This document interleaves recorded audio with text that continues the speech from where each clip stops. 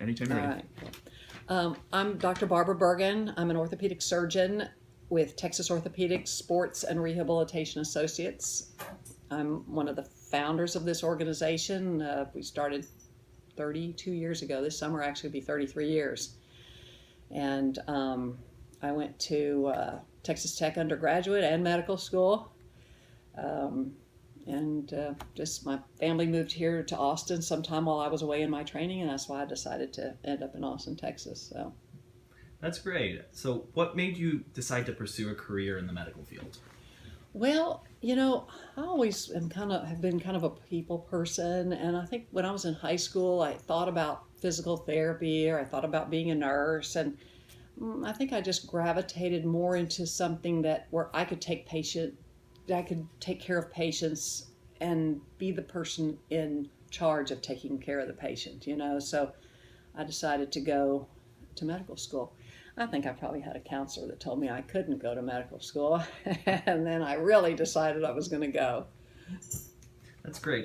So what made you specifically interested in orthopedics of all specialties? Well, that actually came along later. I went into medical school thinking I'd like to be a psychiatrist. And because, again, I like to talk to people and like to help people work through their problems and stuff. So I thought I was going to be a psychiatrist. Then as medical school went by, I still had my interest in psychiatry, but each time I did a rotation, I kind of liked that, so I wanted to be an OBGYN when I first saw a baby born. And then I wanted to be an ophthalmologist for a little while. And so I changed my mind a lot, but always came back to psychiatry. And then I did a rotation in orthopedics. And I just did it because I thought I could sort of hone my psychiatric skills on patients in pain. And I ended up loving it and really enjoying surgery in general and really enjoying orthopedics. And so then I just changed my mind. Opening an orthopedic practice is a pretty daunting task as an independent contractor. But how were you able to overcome some challenges, and how were you able to grow over the years? Right. Well, that's a good question, because when my partners and I, we all met in medical school and in our training, and three of us wanted to come to Austin because all of our families lived here. So at that time, there really wasn't a need for an orthopedic surgeon in Austin. And so all of our people that we called said, no, we don't need any new orthopedic surgeons. And in fact, that probably remains the case to this day. But we just thought, we're going to go to Austin. We're going to just hang up our shingles and start an orthopedic practice. And so we did. And we had to borrow money. And we had to find an office manager and a secretary. And at first, all we had was a little two-room office, and we rented a portable x-ray machine from one of the hospitals, and we took our x-rays while holding up the screens for the patient. And then in time, we grew. Three of the other guys that we had trained with at the Army program that was in the same city decided that they also wanted to come and join us. We had all talked about that back when we were in our training, and so eventually those three guys came and joined us, and slowly we began to just add some other people from the community. And then in time we started bringing in new young guys, and literally it has been young guys because there are not very many women in orthopedics. We have a female physiatrist, but I'm the only female orthopedic surgeon in the group. So when I say guys, I mean guys. And so we eventually just started adding specialists or subspecialists. And now there's, I think, 35 of us or something like that, 34, I'm not sure. Would you consider yourself an entrepreneur? I guess so, because that would be an unusual thing for people to come to a community and set their practice up like that. Most people are going to want to come to a community and join another group that's already established. A few people would come and just go by themselves, and just set up a private practice, which would be a little easier to do, but to come in and set up a group practice, and it was more complicated. And then we expanded our offices. We have, probably 5 or 6 offices now. We have our own surgery center. We have 3 MRI scanners, physical therapy at almost all of our offices. So it's been a big endeavor. Has your pursuit of a career in orthopedic surgery hindered you from pursuing outside interests? Not really. As you can see today, well, you can't see my feet, but I have my boots and spurs on today. You can hear them. And I'm a competitive horseback rider, and in fact, I'm getting ready to go to the national championship. I'm also a singer-songwriter. I play the guitar, and I just recently cut my first CD. I do folk and bluegrass and country music. So I also have a family. I raised a couple of kids. My husband's also a physician. We met in medical school. And so I have a very full life. A lot of people have the belief that it's hard to be a woman and have a family and a successful career in surgery. Do you believe that that's something that's true, or do you think that that's changed? I think it's true. I mean, first of all, I think it's hard for anybody to have a career in medicine. I mean, just medical school is difficult. Residency is difficult. It's a very stressful job.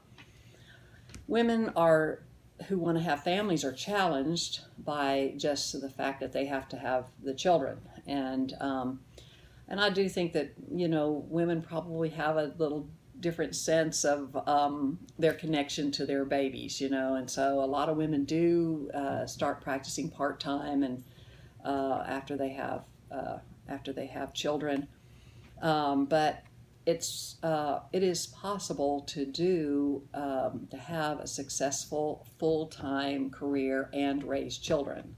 And so I think it's just kind of where there's a will, there's a way.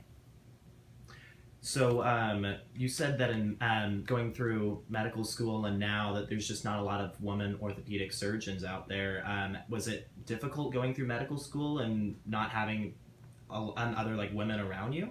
Well, medical school wasn't quite as difficult.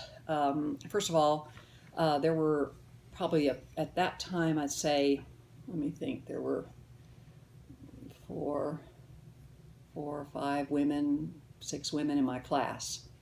And so there were, nowadays there's 50% of medical school classes are females, but then there were not quite as many, but there were still other gals in the class. And Texas Tech Medical School was just a lovely place to go to medical school, and we were very nurtured. I don't know about other medical schools. When I was in medical school, we heard rumors about how women were treated and how people made nasty jokes about women, and they had to put up with it and stuff like that. But that never happened to Texas Tech, and they were just very nurturing to all of us. And so I didn't have that experience. Now, I did have that experience when I got into residency, that for some reason, that orthopedics is sort of the last frontier for women getting into that field. I mean, that there's just that remains the lowest percentage of females are in orthopedic training and practice, and so that's a multifactorial issue. And I have my theories about it, but I would not, I would just say that it was somewhat of a hostile environment, and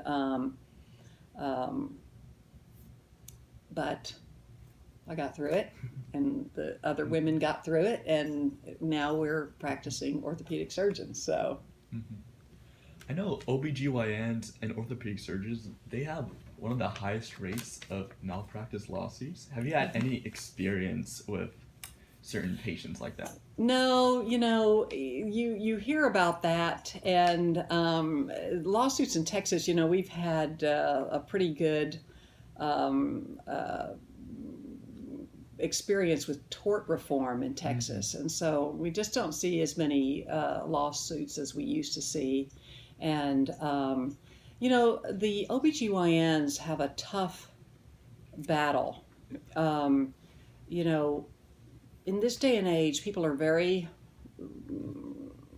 they hear a lot, they're very kind of willing to sue if anything goes wrong, if they don't have the exact outcome that they wish. And so it's very complicated for the obstetricians, because anytime that you have a child that has some issue during birth, there's a high chance of getting sued. And so, you know, we have to be really thankful for our obstetricians. And, you know, I feel that their pain. I don't think it's as bad now as it used to be. Tort reform has made a big difference. Oh. Could you describe an average day in your life working here? I mean, I know you definitely had different positions, different jobs at this group, but like from starting as just a fresh out of medical school orthopedic surgeon all the way to a manager of an entire group, can you describe what your day is like? Yeah, so my day now is different than my day was when I started practicing. When I started practicing, there were 2 orthopedic surgeons and 1 physiatrist. So the 2 orthopedic surgeons were on call every other night and every other weekend. So we would take, you know, Monday, Wednesday, and a weekend, and the other one took Tuesday, Thursday, and a weekend. And that went on for a number of years until we had our 3rd partner, and then we were on every 3rd night and every 3rd weekend. And for orthopedic surgeons, that's very busy because we did take, and our group takes a lot of trauma calls. So the trauma call in any large community, you're up at all hours of the day and night going in and taking care of broken bones. So early in my practice, I was very busy with both my clinical practice. So start at 8 o'clock in the morning in the office, but usually we have, we'll go on rounds before we start in the office at 8 o'clock. So you want to get your rounds done early in the morning. So sometimes we start those at 6, 7 o'clock, depending on how many patients are in the hospital, and have rounds at the end of the day. So if we go to see patients from 8 to 5, then we're often rounding after that. And sometimes if we brought on emergency cases the night before, then we have to do those cases at the end of the day. And so a lot of times we're operating until late at night if we're all not already operating in the middle of the night doing things that must be done immediately. So long hours starting sometimes from 6 in the morning and going till 6, 7, 8 o'clock at night when you're doing a lot of trauma call. And then, but as the practice got bigger, then obviously each person that was added then starts taking calls, so the call burden becomes better. And nonetheless, in the years that I was, the early years of my practice, that's when I was having children, right? So that's the time that you wish that you were on call every 6 nights, or like now I'm on call about every 30 weekends. So we have, I don't know how many, we have 30-something orthopedic surgeons, and so we're on every 30th night, weeknight, and every 30th weekend. That's a beautiful thing right now. I have a much greater control over my schedule. I come see patients at 8, I finish up at 5. Sometimes I have stuff to do after hours. Surgery days start at 7 o'clock, and I'm finished whenever I'm done in the operating room. Less trauma. I don't, we have partners now that do all the trauma call, and that is a very wonderful thing. Wish it had been like that when I was, having my kids, but it just doesn't work that way. Just can't always be like that. Right. So do you have any classes or any aspect of like your undergraduate that you think that really has assisted you in getting through your medical track? Well, I learned how to type in high school. That really helped because then I typed all my notes in college and I sold them to, nowadays y'all have note-taking services, but back then we didn't. You just took your own notes. And I came up with this idea, since I knew how to type, to type all my notes. And then I would go and Xerox them, because we did have a Xerox machines back in those days, and sell them to other people in my class. So I look back on high school and say, I learned how to type in high school. That was the most important thing. Then college, I don't think, we covered everything that we covered in 4 years of college was covered about like the first 3 weeks of medical school. And so I think college is more for, I equate college for people going to medical school like junior high. Junior high is kind of a socialization. I don't think you learn all that much in junior high. It's kind of getting you ready for high school. Same with college. College is kind of getting you ready for medical school. It's kind of training you to study hard and make good grades. because that's going to escalate when you go to medical school. So you have to be prepared somewhat for it before you go to medical school. So I can't look back and think, man, there was a class that I really was glad. Maybe I was glad I took biochemistry. I don't think organic chemistry. You know, if you want to do medical research, probably organic chemistry help you. But probably biochemistry was the most useful class. Maybe comparative anatomy. You know, then I was pretty familiar with anatomy. Spanish. That helped me more than anything. Because I took Spanish all through high school and college, so I spoke Spanish pretty fluently by the time I hit medical school, and we had to speak Spanish to patients, and so I was the only person in my class who spoke Spanish, and plus we had to take medical Spanish, so I got to place out of that class. It was the only class that a person could place out of in medical school, so I was super glad that I took Spanish before medical school, and I speak Spanish every day in my practice. So I recommend that all pre-med students, really everybody, ought to take Spanish. But definitely if you're going to practice medicine, you should take Spanish. Speaking of medical school, like undergrad's 4 years, medical school is another 7 or so years. Medical school's 4 years, and then you have at least 3 years of residency, depending on what you're going to do. If you're going to do primary care, then you'll do 3 years. If you're going to do any surgical specialty, then you're going to do 5 years. And now most in orthopedics, most people are doing fellowships to get specialization training, and so that's another year or maybe even 2 years. Wow. So by the time I was 31 when I started practicing, and some people are now 32, 33 if you start right away out of college, you know. Wow. Pursuing a medical track, being a pre-med student nowadays can be really daunting. It really is so competitive. Do you have any advice for students that are pursuing this track of how to get ahead, I guess? Man, you know, that's an interesting thing, because when I go over and talk to various pre-med groups at UT, I see everybody's doing a lot of activities, and they're having to get points and things, and plus do all your schoolwork, and it just seems like it's a lot more stressful in that way. I have a hard time believing that if you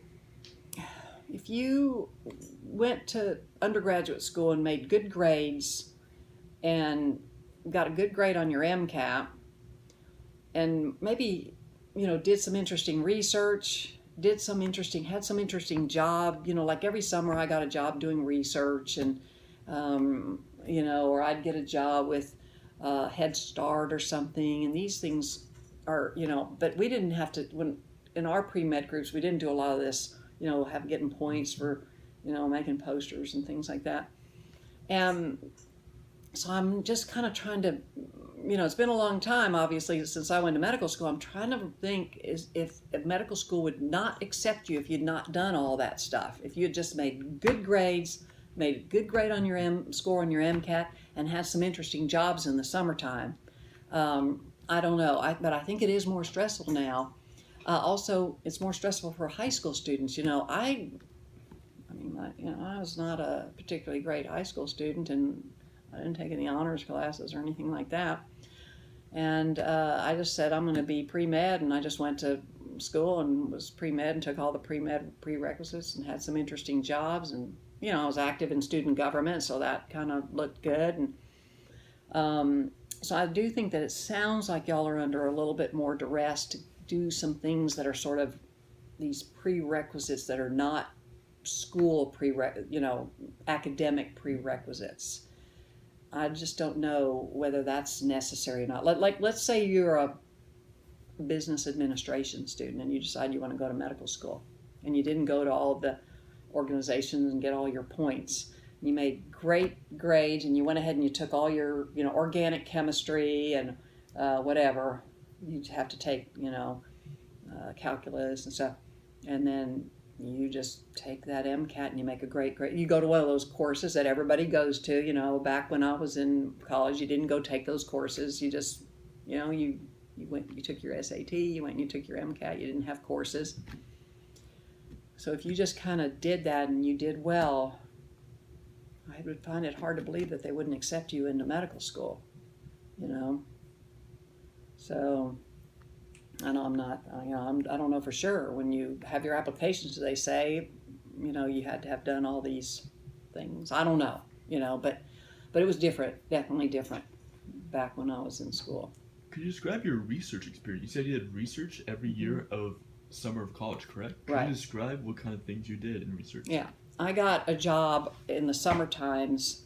My first year between medical school, between my first and second year of medical school, I got a job as a candy striper.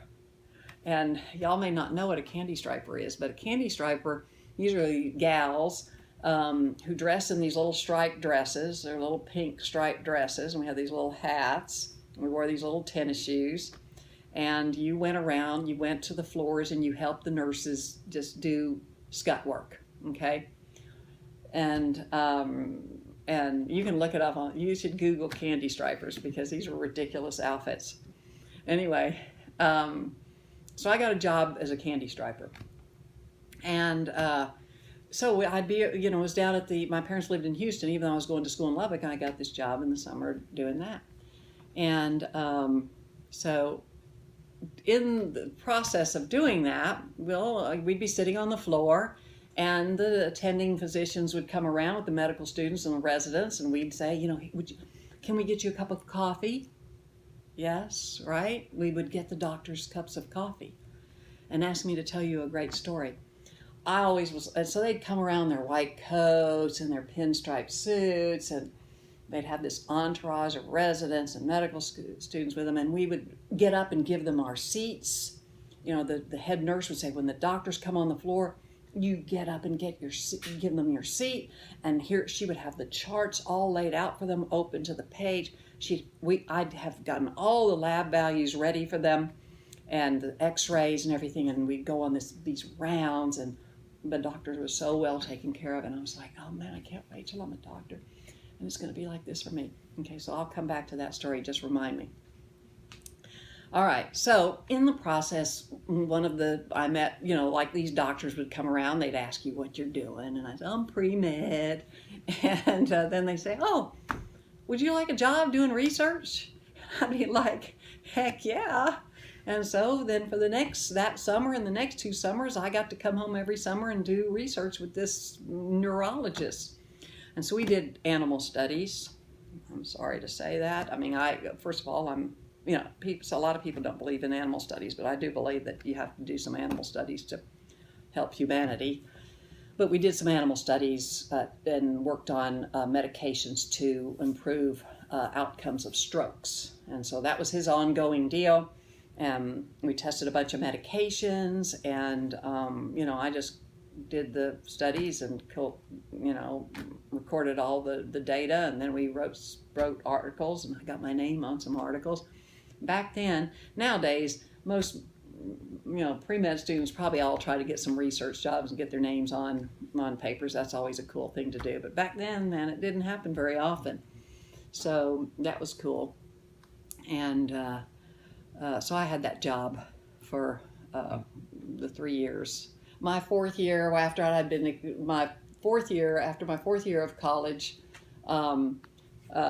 I went off to Washington, D.C. for a year to work as the executive director for the National Student Lobby. So we lobbied for student government loans and grants. And so I worked there for a year doing that. And that just kind of was something I just wanted to do. And I was already, you know, actually I got accepted to medical school while I was there, and then started started medical school the next year. So that was a pretty interesting job too. But I did that for a whole year. So those are the kind of jobs after the candy striper job. That led to the job doing research, whatever, you know. Girl's got to do what she's got to do. One thing leads to the next. Exactly. I just gave people their coffee and their charts and was like, hey, you want to do research? Yes, I do. So. Well, Thank you so much. We have to wrap up pretty quickly, but Okay, but let me tell you my story then. you gotta tell us your story. Go ahead. Okay, so I came back to Austin. I set up my practice with my 2 partners, and it was a beautiful thing. And I was on call one night, the first night in the emergency room, and can you imagine? I mean, the first night of starting your own deal, you know. And I get called to the emergency room, and at the end of that night, I had 2 patients in the hospital. And so I went up to the floor, and I was like, oh my gosh, I can't wait. It's going to be just like it was when I was a candy striper. Somebody's going to make me a cup of coffee, and they're going to have the charts all ready to go. And so I couldn't find my charts, and so I asked the ward secretary, because by then, you know, candy stripers weren't doing this, so they had ward secretaries, and I said, where's the chart? And so I went and I found my charts, you know, on my own. I went and I sat down at the desk and pulled open. All of a sudden, there's this brooding presence right here at my side, and finally I looked up. There was this gal. I mean, she was a large gal, and she was kind of wearing a brightly colored, you know, set of scrubs. She's just glaring at me, and I'm like, you know, can I help you? And it was a nurse, and she said, yeah, you're sitting in my chair. And so not only did people not get up and give you their chairs, but if you were sitting in their chair, they would make the doctor get up and give them back their seat. Well, I mean, I didn't get up and give her a seat, but I said something to the effect of no. But I'm sitting in my seat. But anyway, it was just a very strange turnaround. And that 4-year, 5-year, whatever, no, gosh, much longer than that, because that was college, med school, residency. 13-year period of time, things were very different. I remember when I did clinical rotations at university hospitals, you would do rounds like you described, like the doctors would have an entourage of people. Yeah. This practice wasn't not like a large. It wasn't a large hospital when you worked out. It was more like a smaller clinic, correct? No, this was St. Luke's Hospital in Houston down at the medical center. Yeah. So it was a large hospital. Yeah, and there was, you know, usually 15, 20 people on rounds. Wow. With famous attending physicians, you know. Of course. So, yeah. I don't know if y'all have time on this, but one thing that I told y'all in that group that I want, you know, are pre-med people going to listen to this? Of course, yeah. We've got just and enough remember time. I said to y'all when I came to class that every one of y'all are going to be are going to be doctors. And the thing that I told the group, and the thing that I tell every pre-med group is we have a shortage of doctors in this country. And we are brain draining other countries for their doctors. If you do not make 2 attempts to get into an American medical school, and if you don't get in, go to a foreign medical school. Those student government loans that I lobbied for when I was in my year between college and med school, you can get those loans to go to a foreign medical school if you don't have the money to pay for it. And foreign medical schools you would have to just be a terrible student in order to not get into a foreign medical school. And so if you're, you know, really want to be a doctor, then you feel like you really want to be a doctor. You want to be in control of your patient's care. You don't want to have somebody else telling you. Then you should be a doctor, and you should do whatever it takes to be a doctor. And if that means going to a foreign medical school, we have so much of a need here that you'll be able to go to that foreign medical school, and you'll be able to come back here and get a residency, and you'll become a doctor. You might not become an orthopedic surgeon, but you'll become a doctor. And if we all go into medicine because we want to be doctors and we want to take care of patients, then you want to just be a doctor. Whether you be an ophthalmologist, an orthopedic surgeon, primary care. We need a lot of primary care docs. So, try to get into American medical school. If you don't, go to a foreign medical school and you will be a doctor. Well, thank you so much. Thank you. That was great. Thank you so much. Sure. I think we're good. Thanks. All right. Mm-hmm.